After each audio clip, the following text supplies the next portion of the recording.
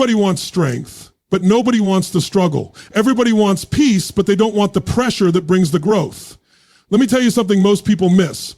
Pain is not your enemy. It's your greatest ally if you choose to understand it. See, pain is feedback. It's a signal. When you touch something hot, your nerves send pain to tell you to move your hand. It protects you. And emotional pain, it works the same way. It shows up when your values are violated, when your expectations are unmet, when your identity is questioned. Pain is trying to alert you that something is out of alignment. But if you ignore it, if you run from it, you lose the lesson. Most people spend their lives trying to escape discomfort. They scroll, binge, blame, complain, doing anything to numb it. But growth doesn't live in comfort. Growth is hiding behind that pain you've been avoiding. And until you turn around and face it, you'll stay stuck in cycles that look different but feel the same. You need to use the pain, harness it, convert it into something that moves you forward instead of keeping you stuck. When you're angry, channel it. When you're disappointed, refocus it. When you're hurt, build something from it. Don't suppress it and don't let it consume you. Transform it. Think about it. What moments shaped you the most in your life? Was it the easy days, the victories, or was it the heartbreaks, the rejections, the failures that taught you who you really are? There's something sacred about pain. It humbles you. It stretches you. It forces you to find strength you didn't know you had. It strips away the illusion of control and demands that you choose. Will you crumble or will you rise? The truth is, every breakdown has the potential to become a breakthrough. But the bridge between those two is action. It's movement. You must keep going. Even if it's just one more breath, one more step, one more choice to show up. Keep going. What happens when you stop running from the pain and start asking what it's here to teach you? That's when your identity starts evolving. Stop seeing yourself as a victim of circumstances and start becoming a leader of your own life. Pain builds your identity. You're not built in the light, you're built in the fire. The struggle teaches you resourcefulness, resilience, and resolve. Without it, you'd never discover what you're truly made of. And let me tell you, while most people will try to medicate their pain or run from it, those who lead, those who impact, those who change the game, they do something radically different. They do what many die to do. They power through, they push through, and they do something that nobody has ever done, but they do. So they do what many die to do. They power through, they push through, and they do something that nobody has ever done, but they do. So they do what many die to do. They power through, they push through, and they do something that nobody has ever done, but they do. So they do what many die to do. They power through, they push through, and they do something that nobody has ever done, but they do. They use their pain, they let it refine them, not define them. They treat pain as an investment in their personal power. But none of this works if you don't have a direction. You need a purpose. When you have a reason that's bigger than the pain, you'll endure anything. You'll push past the noise, the setbacks, the fatigue, because your why becomes the compass. And when your purpose is locked in, your pain starts working for you, not against you. So wherever you are right now, whatever you're going through, don't wish it away. Don't curse it. Don't run from it. Use the pain. And keep going. Most people hear the word pain and immediately want to escape. It's become a signal to stop, to retreat, to shut down. But the truth is, pain isn't here to punish you. It's here to awaken you. It's not a dead end. It's a doorway. Pain is a signal, not a sentence. It's trying to communicate something. But most people are too quick to numb it, to avoid it, or to label it as something wrong. And because they avoid it, they miss the lesson. They miss the growth. They miss the very transformation that was waiting on the other side of that discomfort. Pain has a language of its own. It shows up when something needs your attention. Just like physical pain tells you when your body is out of balance, emotional or psychological pain shows you where your life is not in alignment, where you're living out of integrity, where your needs aren't being met, where your potential is being suffocated. If you slow down and listen instead of running, you'll realize that pain has a purpose. It's a guidepost, not a grave. but we've been conditioned differently.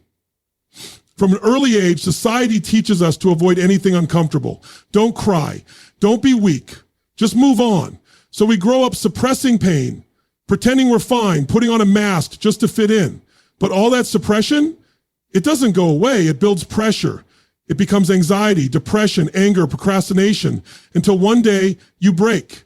Not because you're weak, but because you never learned how to hear what your pain was trying to tell you. You never learned how to respond, only how to resist. If you could shift your mindset just slightly and see pain as feedback instead of failure, everything changes. It becomes data. It becomes information that points to where you need to grow, where you need to heal, where you need to let go. Think about it. If you put your hand on a hot stove, the pain tells you to move your hand. That pain just protected you. In the same way, the pain in your relationships, your career, your habits, it's trying to show you something. It's burning. And you can either ignore it and get burned or respond and grow stronger. That's why pain is not a sentence. You're not doomed by it. You're directed by it if you choose to pay attention. The ones who evolve, who transcend, who rise in life, they don't avoid pain. They lean into it. They ask questions. Why am I feeling this? What is this trying to show me? What action can I take from this place? They treat pain like a mentor, not a monster. And here's the powerful truth. The moment you stop resisting pain, you start reclaiming your power. You start to see it not as the end, but as the edge of something new, a new standard, a new level, a new identity. Pain becomes the pathway to the life you were always meant to live, not the obstacle in the way. So instead of shrinking back, step forward. Don't silence the pain, study it. Don't run from it, respond to it. Because when you treat pain as a signal, not a sentence, you step into a level of clarity, strength, and purpose that most people never experience. And from that place, there's nothing you can't overcome. Emotions are not the enemy. They are messengers. They are not chains designed to trap you. They are tools designed to guide you. The problem is that most people don't know how to use them. They either suppress their emotions because they fear being overwhelmed, or they get consumed by them, letting their feelings drive their decisions, their identity, and ultimately their destiny. But once you understand that emotions are meant to serve you, not stop you, you begin to take back control of your life. Take anger, for example. Most people explode or suppress it. But anger is not evil. It's a signal that something you care about feels violated. Maybe it's your sense of justice, your sense of fairness, or your boundaries. If you use that anger as fuel, not to destroy, but to create, you can channel it into courage, action, and transformation. The problem is never the emotion itself. It's what you do with it. And that's where everything begins to shift. Sadness is another misunderstood emotion. People think it's weakness. It's not. Sadness is often a sign of deep care, deep love, or deep loss. It's the proof that something mattered to you. But instead of allowing that sadness to reveal what's meaningful, people drown in it. They isolate. They spiral. But what if, instead, you treated that sadness as an invitation to reconnect with what truly matters, to realign your focus, to rebuild your emotional strength, to reset your values? Frustration, another emotion we all feel. You hit walls. You try and fail. You get disappointed. But frustration is a sign that you are on the edge of a breakthrough.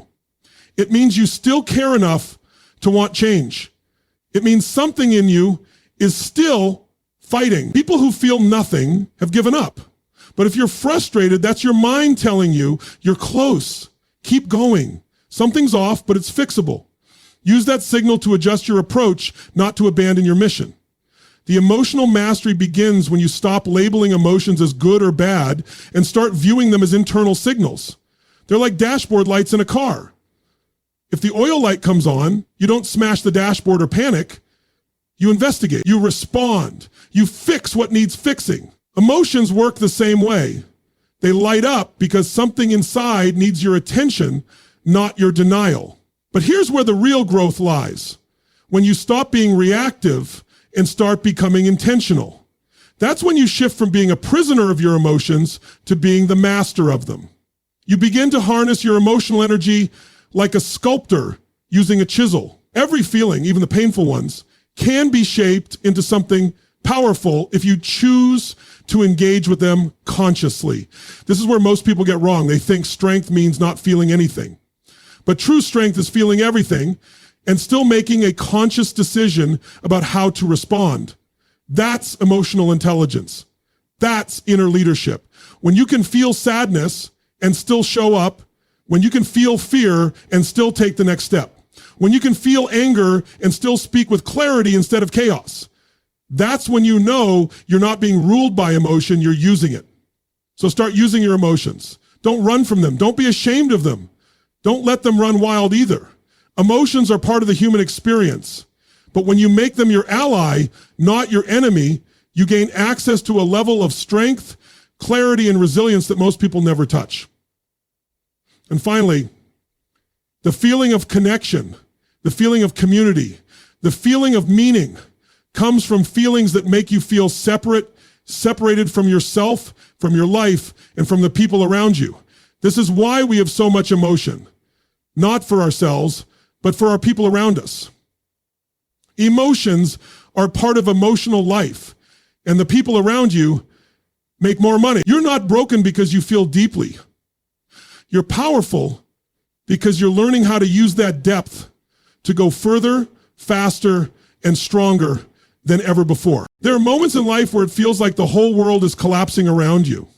You've given everything you had, tried every way you knew, and still ended up broken, lost, exhausted. Those are the moments people call breakdowns. And in those moments, it's easy to believe it's over, that you failed, that you're not enough, that maybe life just isn't on your side. But here's what most people never realize. That breakdown you're experiencing, it's not the end, it's the beginning. It's the place where your next version is about to be born. What looks like devastation on the surface often hides transformation underneath. When you're brought to your knees, when you're stripped of everything you thought you needed, you start to see clearly. You start to notice who you are without the noise, without the masks, without the crutches. And that awareness is the seed of a breakthrough. Most people miss this because they panic when the pain comes. They want relief, not revelation. But when you stay with it, when you breathe through it, when you lean into the discomfort instead of running, you unlock something deeper than surface success. You begin to discover your true strength. Breakdowns happen because the life you're living can no longer contain the person you're becoming. The pressure builds, the cracks form, and eventually something gives. That's not a failure, that's evolution. It means you're outgrowing something. Maybe it's your habits, maybe it's your environment, maybe it's even your own belief system. Whatever it is the breakdown of limits. And what comes next depends entirely on whether you choose to give up or grow up. You see, most people don't fail because they're not capable. They fail because they interpret the breakdown as a signal to stop. But what if it's a signal to break through? To stop playing small, stop tolerating what drains you, and stop settling for what doesn't fulfill you.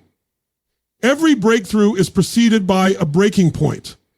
And that point, as painful as it is often the only place powerful enough to push you beyond your old patterns. The discomfort forces clarity. The pain forces presence. And in that stillness, you start to hear the truth. Not the noise of the world, not the opinions of others, but your inner voice. The one that whispers, this isn't who you are. There's more in you. That voice gets louder in the breakdown because it's finally quiet enough for you to listen. And when you do, that's when the breakthrough begins. But make no mistake, breakthrough doesn't happen by chance. You must decide to keep going even when there's no evidence it will work. You must decide that this pain will not be wasted, that it will become the raw material for something greater. The people who change their lives are not the ones who avoid breakdowns. They're the ones who meet them with courage. They allow the pain to strip away what no longer serves them and step forward with nothing but faith. Faith that on the other side of this mess is meaning, that beyond the struggle is strength, that within the breakdown is the birth of a breakthrough. So if you're in that place right now, confused, hurting, tired, don't run from it. You're closer than you think. Let this be the place where your old self breaks down and your true self breaks through. You don't become strong by avoiding pain. You become strong by walking through it and refusing to let it destroy you. The version of you that's powerful, unshakable, grounded, that version is not born in moments of comfort. It's born in the fire. It's built in those moments where nothing makes sense, when everything hurts, when quitting seems easier, and yet you choose to keep going anyway. That's where the strongest version of you is formed. Not by luck, not by accident, but by decision, through pain, through pressure, through persistence. There's a misunderstanding in our culture that strength looks like having it all together, that it's about appearing confident, polished, successful. But true strength isn't built in public. It's built in private, in the quiet moments where no one sees your struggle, in the hours when you cry but still rise, in the choices you make when you're tired, discouraged, or uncertain, but you still show up. That's what builds your core. That's what shapes your identity. Pain is a mirror. It reflects the parts of yourself you've avoided, the insecurities, the doubts, the fears. When life puts pressure on you, it reveals what's underneath. If there's chaos in you, the chaos comes out. If there's resilience in you, that too is revealed. So instead of running from what the pain brings to the surface, what if you examined it? What if you used it to find the cracks in your foundation and rebuilt from a place of truth? That's where transformation begins. Not in pretending to be someone you're not, but in being brutally honest about who you are under pressure. The strongest people you admire didn't escape pain. They endured it. They let it shape them, teach them, refine them. They failed, bled, broke, and still decided to become more. And that choice, that's what built their strength. It's not the victories that mold us. It's the valleys, the low points, the tests that ask, who are you when things aren't going your way? When everything is stripped away, your comfort, your plans, your ego. What remains is your essence. And pain is the force that strips away the fluff and gets you in touch with that essence, with who you are when nothing is guaranteed. That's where character is formed. That's where mental toughness is developed. That's where emotional maturity is earned. No one escapes the process. If you want to rise, you must be willing to fall. If you want power, you must be willing to feel powerless for a season. If you want confidence, you have to be willing to face your deepest fears and keep going. There's no shortcut. There's no bypass. Strength is forged, not gifted. And here's what most people never understand. Your pain has already done damage, but it can also do construction. It can build. It can reveal your next level. It can give you clarity, grit, focus, if you let it. But if you resist it, if you run from it, if you pretend it doesn't exist, you'll never evolve. You'll just repeat the same lessons in different forms. So instead of asking, why is this happening to me? Ask, what is this making of me? That shift changes everything. Suddenly, pain is not the enemy. It's the tool. It's the heat that tempers steel. It's the pressure that creates diamonds. And you are the one being shaped into something stronger than before, not despite the pain, but because of it. Most people spend their lives trying to escape pain. They numb it with distractions, drown it with entertainment, or mask it with fake smiles and shallow conversations. They'll do anything but feel it. Anything but face it. But the people who truly rise in life, the ones who break limits and change the game, they don't run from pain. They do something different. They use it. They take the very thing most people fear and turn it into fuel. They convert it into drive, into wisdom, into transformation. That's the difference between people who get by and people who lead. How they handle pain. You see, pain is energy, and energy is neutral until it's directed. The energy of heartbreak can be the same force that builds a business. The energy of failure can become the fire that fuels a comeback. But most never reach that point because they waste their energy fighting the pain instead of learning how to channel it. They look for ways to avoid it, bury it, silence it. And in doing so, they missed the opportunity. They missed the message. They missed the strength that pain was offering them.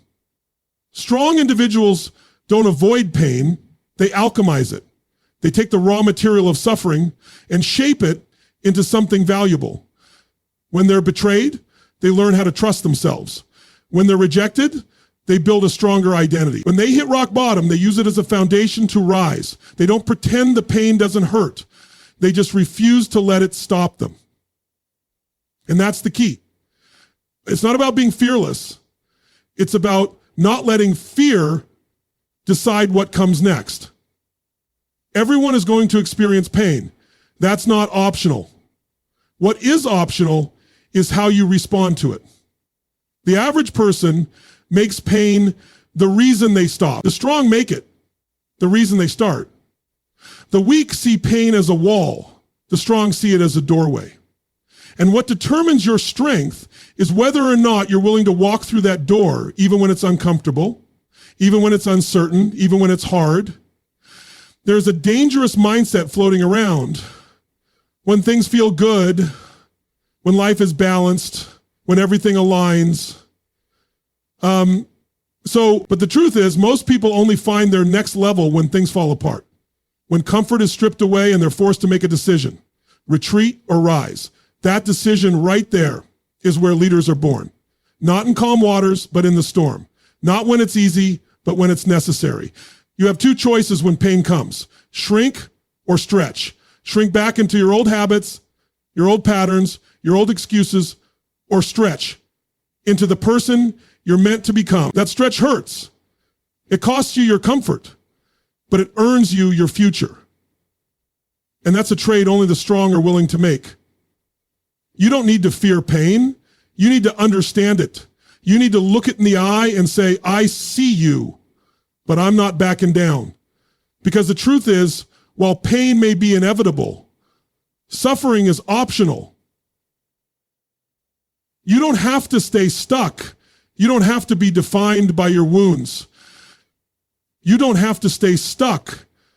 You don't have to be defined by your wounds. You can use them. You can build something with them. You can lead with them. So when the pain hits, don't ask why me, ask what now, and then move. Use the pain. Let it sharpen your focus, deepen your hunger, ignite your fire. Because the ones who use pain don't just survive, they lead, they inspire. They rise. Pain without purpose becomes suffering, but pain with purpose becomes power. What separates those who rise from those who fall is not the amount of pain they experience, it's whether or not they have a reason to keep going. When you have a why that's bigger than your hurt, your doubt, or your fear, everything shifts.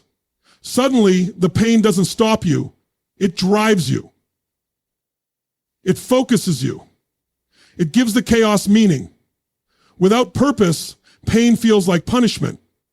With purpose, it becomes preparation. You see, life is going to test you. It's not a maybe, it's a guarantee. It will stretch you in ways you didn't ask for and bring you face to face with your limitations. But if you have a clear purpose, if you know what you're fighting for, then that pain becomes part of your process. It doesn't derail you, it refines you. It shapes your character, sharpens your vision, and teaches you to endure more than you ever thought possible. People who don't have a purpose drift when the pain shows up. They fall apart because they have nothing anchoring them to their future. But the ones who've found a deeper reason, whether it's their family, their vision, their mission, their legacy, they stay grounded. They might still feel the pain, they might even stumble, but they don't stop because their purpose gives the pain direction. It tells them this is not the end. This is part of the path. Purpose turns your suffering into strategy. When you know why you're doing something, you can survive almost anyhow. You stop seeing obstacles as punishment and start seeing them as part of your training. That sleepless night, that failure, that heartbreak, it starts to serve a bigger picture. You start asking, why is this happening to me? And start asking, what is this preparing me for? The truth is, every champion, every leader, every trailblazer has carried pain, but they didn't carry it aimlessly. They had direction. And that direction transformed what could have been a wound into a weapon. It didn't mean the pain went away. It meant the pain had a purpose. And once pain has a purpose, it's no longer just pain. It's fuel. That's why it's so important to connect with your purpose. Not just on the surface, but deep down. It has to be something meaningful, something emotional. Logic won't get you through your darkest nights. Passion will. Emotion will. Vision will. When your purpose hits your heart, not just your head, you'll walk through things that would have broken you before. You'll endure what others give up on, because now your pain is working for you, not against you. But purpose doesn't find you. You have to create it. You have to decide what your life is about. You have to choose something worth struggling for. And when you do, that decision becomes your compass. It guides your actions, sharpens your focus, and keeps you grounded when everything else feels like it's falling apart. So if you're in pain right now, don't just try to get through it. Ask yourself, what is this pain pointing me toward? What could it be teaching me?